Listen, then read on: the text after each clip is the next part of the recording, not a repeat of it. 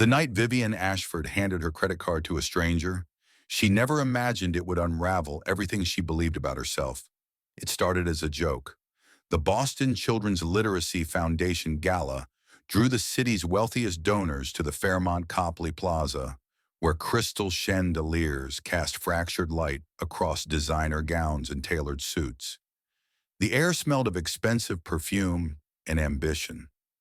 Waiters glided between clusters of guests, offering champagne that cost more per bottle than some families spent on groceries in a month.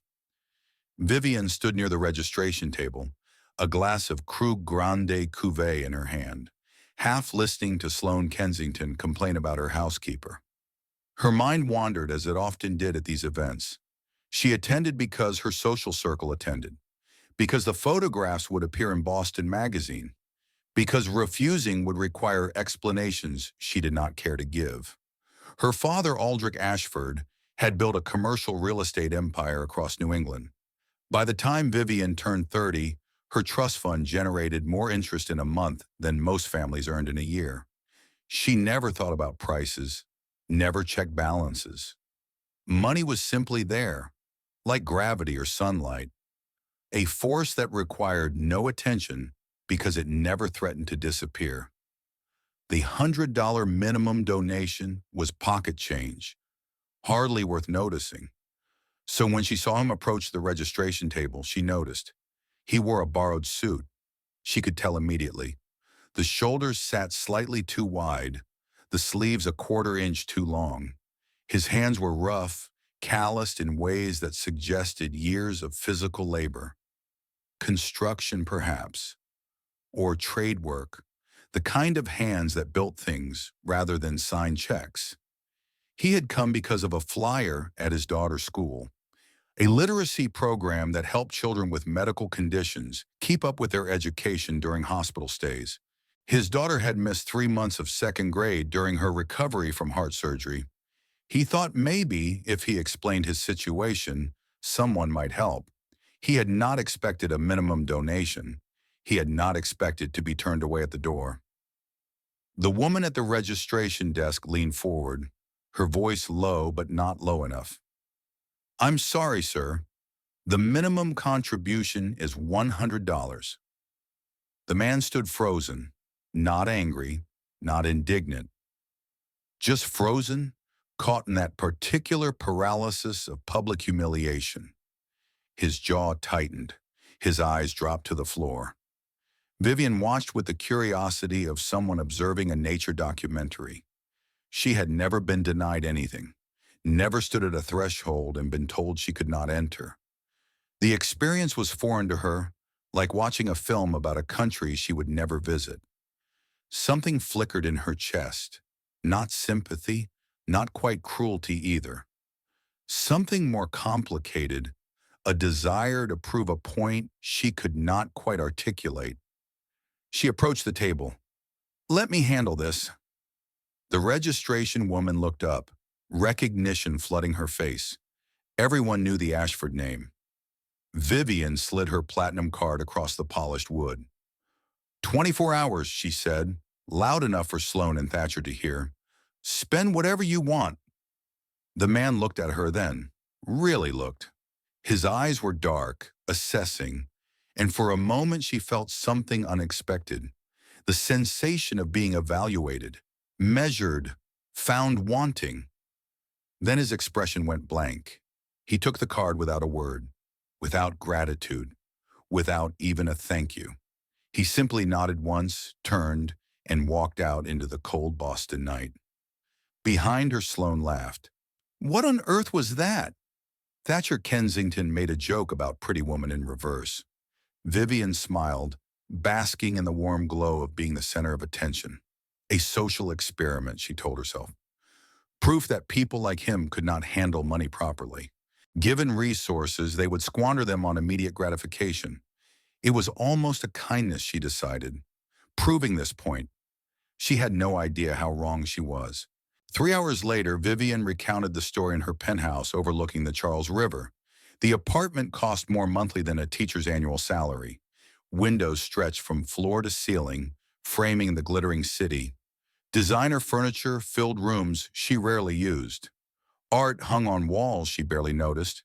Her closest friends gathered on the sectional sofa, wine glasses in hand, eager for entertainment. "He just took it?" Sloane asked, incredulous. "Without saying anything?" "Not a word."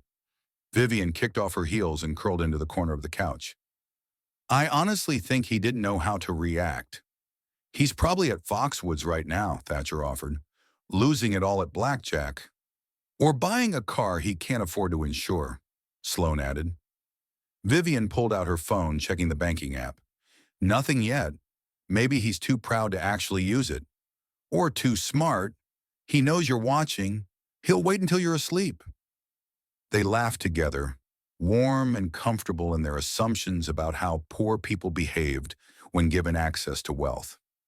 Vivien imagined a shopping spree at Best Buy, a hotel suite, certainly alcohol. She had attended enough charity galas to develop a theory about poverty. It stemmed from poor choices, she believed, rather than poor circumstances. People remained poor because they did not know how to handle money properly. Tomorrow she would have proof. 23 miles away, Callahan Brennan climbed the stairs to his third-floor apartment in Dorchester. The building was old. The hallway smelled of mildew and cooking grease. The fluorescent light on his landing had been flickering for 6 weeks, and no one from maintenance had come to fix it. He moved quietly, careful not to wake Mrs. Okonkwo next door.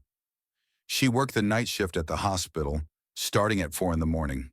His apartment was small, a living room that doubled as his bedroom, a tiny kitchen with appliances from another decade, a bathroom where the hot water came and went according to its own mysterious schedule, and the only real bedroom, which belonged to his daughter. He crossed the worn carpet and eased her door open. Ilara slept in the soft glow of her star-shaped nightlight, 8 years old, her father's stubborn chin, her mother's gentle eyes. She lay curled around a threadbare teddy bear, her breathing slow and steady. She was everything. Callahan stood in the doorway for a long moment, watching his daughter sleep. Then he walked to the kitchen and sat down at the table. The familiar pile of envelopes waited for him. He had stopped opening most of them months ago. He knew what they contained: electric bill, gas bill, collection notice from the pediatric cardiology department at Boston Children's Hospital, another from the credit card he had maxed out paying for Alara's first surgery 2 years ago, rent, 3 months overdue, an eviction notice buried somewhere in the stack. He placed the platinum card on the table in front of him. In the dim light of his kitchen, surrounded by evidence of everything he owed, Callahan stared at the small rectangle of plastic. She thought he would spend it on himself. He knew that. He had seen it in her eyes at the gala. The amused certainty. The expectation of failure. She wanted a story to tell at parties. Proof that people like him could not be trusted with resources. She wanted to be right. Callahan picked up the first envelope. Boston Children's Hospital. $47,322. The number that haunted his dreams. The debt from Alara's second surgery. The surgery that had saved his daughter's life and taken his wife's. The memory came unbidden, sharp as broken glass. Alara's ventricular septal defect had required a second repair. More complicated than the first, she needed a tissue graft. The doctors searched the donor registry, but time was running out. Corinne had volunteered. His wife, a nurse at Massachusetts General. She understood the risk better than anyone. A partial tissue donation from a living donor. Dangerous but possible. The surgeons warned her about complications. She signed the consent forms without hesitation. "If you have to choose between me and her," she had told Callahan the night before, holding his face in her hands, "you choose her. Promise me." He had promised. He had not believed it would come to that. Alara's surgery succeeded. The doctors came out smiling. Their daughter would recover fully. Corinne never woke up from hers. Internal bleeding, complications no one could have predicted. She had given her life so their daughter could live, and Callahan had kept his promise. He had chosen Alara. He would always choose Alara. Now he sat in his kitchen with a platinum card that belonged to a woman who saw him as entertainment. $47,000 in medical debt, an eviction notice, a daughter who needed medications he could barely afford. He opened his laptop, navigated to the hospital's payment portal, entered the card number. At 2:43 in the morning, while Vivien Ashford slept in her Riverside penthouse, Callahan Brennan paid off his daughter's medical debt. Then he moved to the next envelope. The notification appeared on Vivien's phone at 7:15. She was still in bed, nursing a mild champagne headache, when the alert chimed. She almost dismissed it without looking, but something made her tap the notification. Some curiosity about what the man from the gala had chosen to buy. Boston Children's Hospital, $47,322. Vivien sat up, suddenly very awake. She read the transaction again, then again, certain she was misunderstanding. People did not spend windfalls on hospital bills. People bought things, experiences, objects they could show off or consume. She checked for other transactions. 8 o'clock, a property management company in Dorchester. The exact amount of 3 months back rent plus late fees. 9:30, Eversource Energy, preventing a shut-off scheduled for the following week. 10:15, CVS Pharmacy, copay amounts for pediatric cardiac medications. 11 o'clock, a grocery store, $73. Eggs, bread, milk, vegetables, chicken. Nothing extravagant, nothing wasteful. Every single dollar went toward necessities, toward keeping a family alive and housed and healthy. Vivien set down her phone and stared out the window at the Charles River. She had expected to feel vindicated by now, superior in her predictions. Instead, she felt something unfamiliar and deeply uncomfortable. She felt small. Her phone rang at noon. The bank's fraud department. Miss Ashford, this is David Chen from Account Security. We're seeing unusual activity on your platinum card. I know about the transactions. The pattern is quite atypical. Large payments to a hospital, a property management company, various utilities. He paused. It appears someone may be using your card for bill payments rather than purchases. Are you certain this isn't fraud? Vivien almost laughed. The bank was confused because the transactions did not match their algorithms. The man was not behaving like a thief. He was not behaving like a consumer. He was behaving like someone desperately trying to keep his family alive. I gave the card to someone voluntarily. You gave your platinum card to someone else? 24 hours, as a sort of experiment. The judgment in the silence was palpable. I see. Would you like me to place a limit? No, let it continue. She hung up and sat with the discomfort growing in her chest. At 11:30 that morning, Callahan Brennan stood in the grocery store, staring at a display of children's toys near the checkout. The purple elephant caught his eye immediately. Alara loved purple. She had a collection of stuffed animals on her bed, friends she talked to when she thought he was not listening. This elephant was soft, well-made, with kind embroidered eyes. $12. He picked it up, felt the plush fabric, imagined his daughter's face when she opened it. The memory came without warning. Corinne in the hospital room after Alara's first surgery, holding a small teddy bear she had bought from the gift shop. Every child needs a soft friend, she had said, tucking it into their daughter's arms. Callahan held the elephant for a long moment. $12. Less than the price of a fancy coffee, but it was not his money. It was not money he had earned through labor. Through the calluses on his hands and the ache in his back, it was charity at best, a joke at worst. He put the elephant back on the shelf, paid for the groceries with the platinum card, walked out without looking back. Vivien called him that afternoon. She had obtained his number through the hospital's billing department. A few calls and some creative explanations had been enough. He answered on the third ring. "This is Vivien Ashford, from the gala last night." Silence. Then, "I know who you are. The bank called."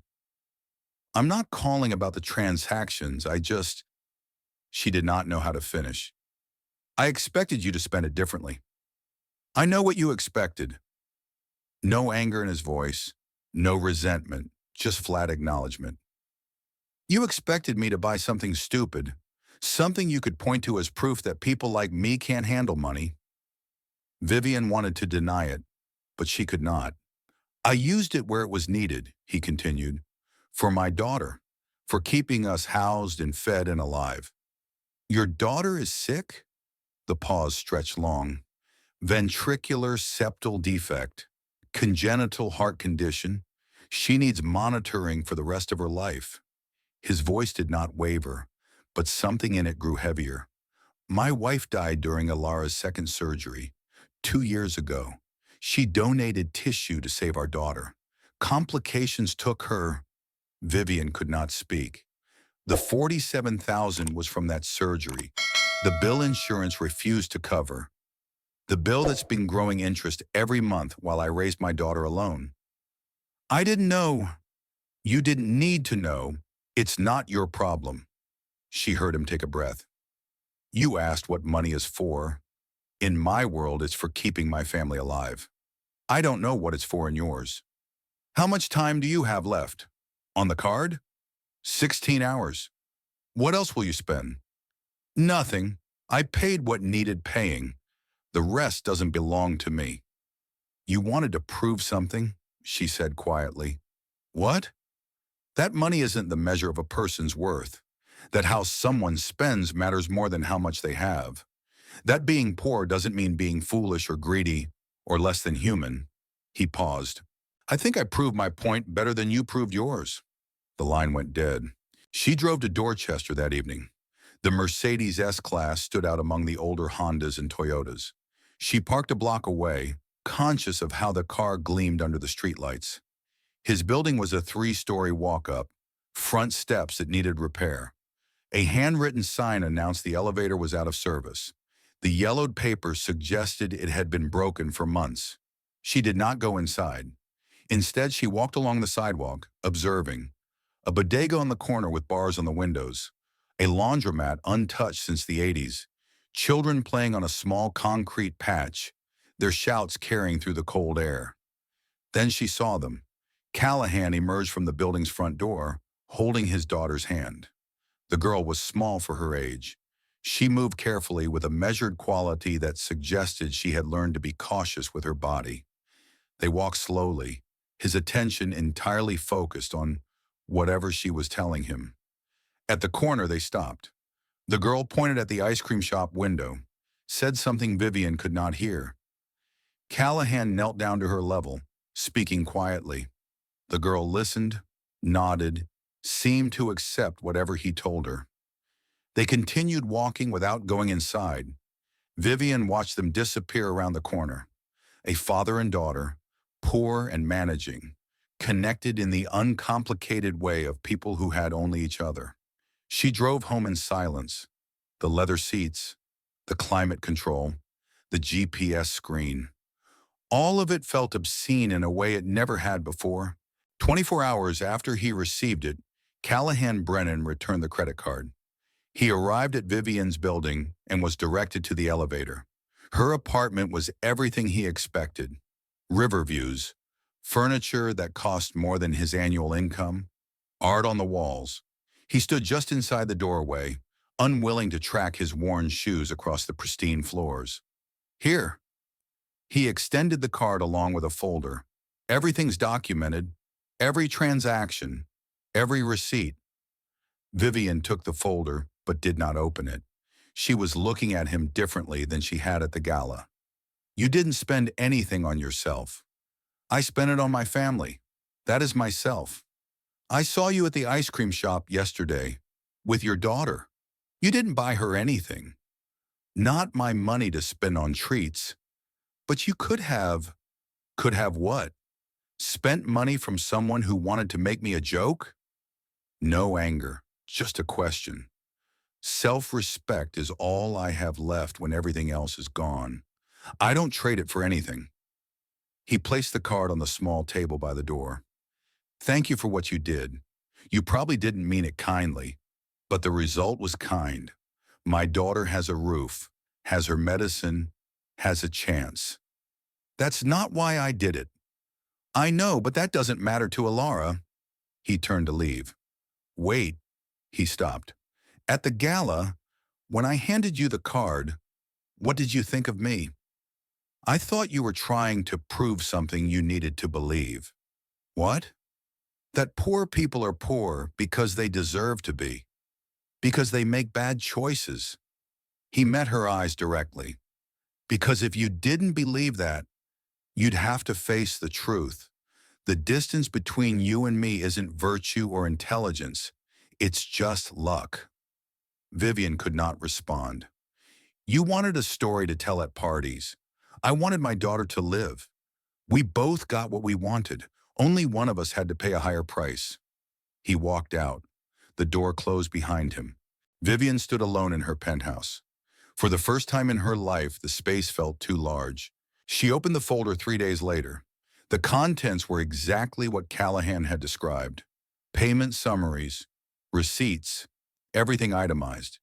At the bottom, she found something unexpected. A photograph, printed on regular paper from a home printer. A little girl, 8 years old, a gentle smile that belonged to someone no longer there. On the back, handwritten words, her name is Alara. She's 8. Her mother died during her second heart surgery. She was a nurse. She gave everything so our daughter could live. Thank you for helping her father escape medical debt long enough to watch her grow up. I don't need your pity. I just want you to understand. Money doesn't define a person. How we love does. Vivien stared at the photograph until tears blurred her vision. The joke she had told at the gala would never be funny again. 1 week later, brunch at the penthouse. Sloane and Thatcher arrived with the usual crowd. Wine was poured, gossip exchanged. Then Sloane turned to Vivien with eager eyes. So? The credit card man? How much did he blow? Everyone laughed, waiting for the punchline. Vivien set down her glass. He paid off his daughter's hospital bills, heart surgery, $47,000. He paid 3 months of back rent so they wouldn't be evicted, bought her medication, groceries. Silence. Thatcher shifted. So, no casino, nothing for himself, not a single dollar. Sloane's smile flickered. He probably knew you were watching. Vivien looked at her friend. His daughter has a heart condition that requires surgery for the rest of her life. His wife died on an operating table, and we sat here making jokes about casinos. Viv, calm down. It was just a funny story. Funny to whom? Vivien stood. To us. While he refused to spend a single dollar that wasn't earned by his own hands. What's gotten into you? Thatcher asked. A week ago, you were laughing loudest. A week ago, I didn't know what I was laughing at. She walked out of her own living room, left her friends in stunned silence. 2 weeks after the gala, Vivien took an Uber to Dorchester. She had started selling things. The Mercedes first, then jewelry she never wore. The money went into an account she was still figuring out how to use. She climbed the stairs to apartment 3B, knocked. A small face appeared when the door opened. You're the lady from the ice cream store, the girl said. You were watching me and Daddy. Callahan appeared behind his daughter, not surprised. I'm not here to apologize, Vivien said. Apologies are cheap words. Then why are you here? To offer you a job. He did not react. Alara looked from her father to the stranger. Not charity, Vivien continued. My family's real estate company needs someone with actual construction experience. Someone who knows job sites, not just spreadsheets. Why me? Because you were right about everything. She met his eyes. I grew up thinking money made me different, better. You proved in 24 hours that I was completely wrong. And you think giving me a job fixes that? No, I think it's where I start. A small hand tugged at Callahan's sleeve. Daddy, let her in. He looked down at his daughter. Why do you want that, sweetheart? Elara studied Vivien with an intensity that seemed far too old for 8 years. Because she's sad, like you were after Mommy died. Her eyes have that look. Vivien felt something crack open in her chest. What look, baby? The look of someone who did something wrong and doesn't know how to fix it. Elara paused. Daddy can fix everything.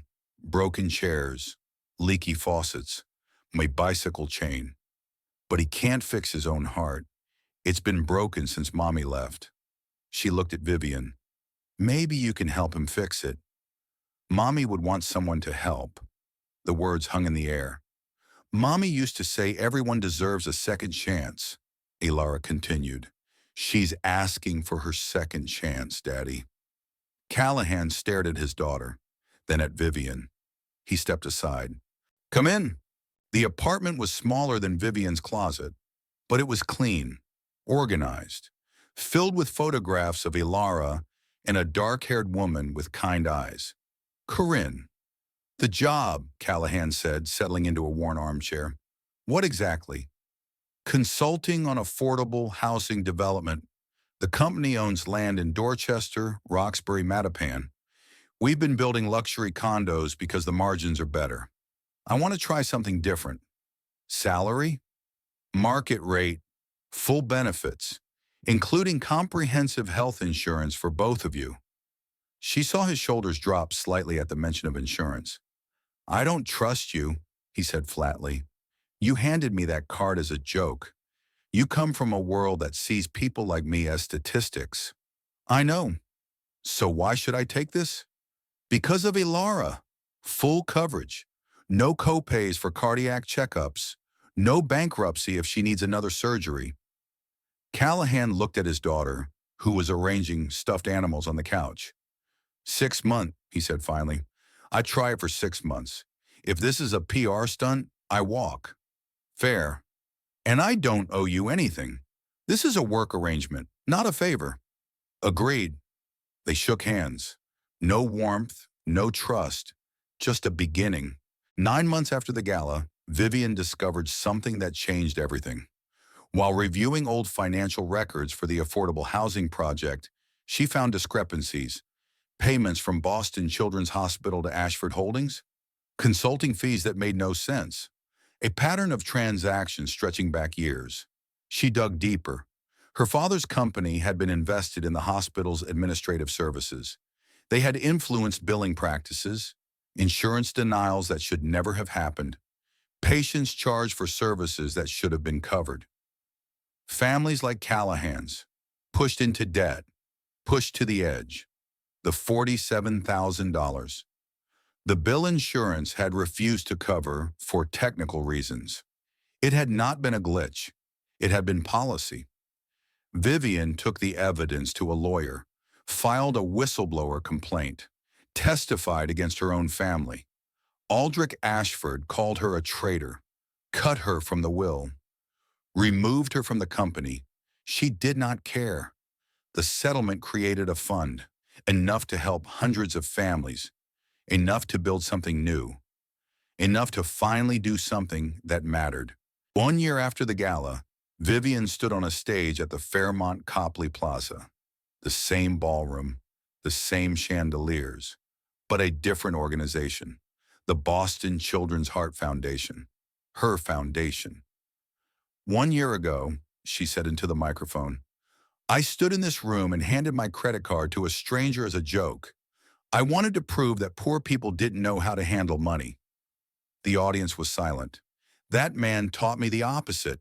He spent every dollar on his daughter's medical bills, on keeping a roof over their heads, on medicine and food. Nothing for himself. She looked down at the front row. Callahan sat there in a suit that fit properly now. Elara beside him in a purple dress, clutching a stuffed elephant. Today, the Boston Children's Heart Foundation launches with one mission: No family should go bankrupt to keep their child alive. Applause filled the room. Vivien stepped down from the stage and walked to where Callahan and Alara waited. Miss V, Alara jumped up to hug her. Did you see Violet? I brought her. Vivien looked at the purple elephant, the one she had sent anonymously 6 months ago. The one Callahan never mentioned but must have known came from her. She's beautiful, sweetheart. Callahan watched the exchange. You've changed, he said quietly. I'm trying. I know. I see it. Alara tugged at both their hands. Picture. I want a picture to send to Mrs. Okonkwo. A photographer approached. The three of them stood together. Not a family in the traditional sense. Not yet love, though something was growing in the spaces between them. The camera flashed. After the gala, they stood outside waiting for a car. Vivien no longer used private drivers. She took Ubers, rode the T sometimes, walked through neighborhoods she had never visited before. 1 year, Callahan said. You kept your word. You sound surprised. A little. The woman from that gala wouldn't have done any of this. The woman from that gala didn't know who she was. And now? Vivien considered the question. Now I'm learning, slowly. A car pulled up. Do you and Alara want to ride? I'm heading toward Dorchester. Callahan raised an eyebrow. You live in Back Bay. I know, but there's a coffee shop near your place that I like. For the first time, he smiled. Not a big smile, just the corner of his mouth turning up. But enough. Get in. Alara will want to show you everything Violet has done this week. They climbed into the car together, the three of them, heading through the city toward Dorchester. Vivien looked out the window at Boston passing by. 1 year ago, she had thought she understood the value of everything. Now she knew she had only begun to learn. The car crossed into Dorchester as Alara chattered about her stuffed elephant's adventures. Callahan listened with the patient attention of a father who knew these small moments were everything. Vivien watched them both. She thought about the platinum card, the joke that had started it all, the assumptions she had carried like armor. She thought about Corinne, the nurse who had loved her family enough to give everything. She thought about the purple elephant on a store shelf. $12. The cost of a father's dignity. And she understood finally what Callahan had tried to tell her. Money was not the measure of a person's worth. How we love was. The joke had become a lesson. The lesson had become change. And the change was becoming something beautiful. Something she had never imagined possible. Something like hope. Something like family. Something like home.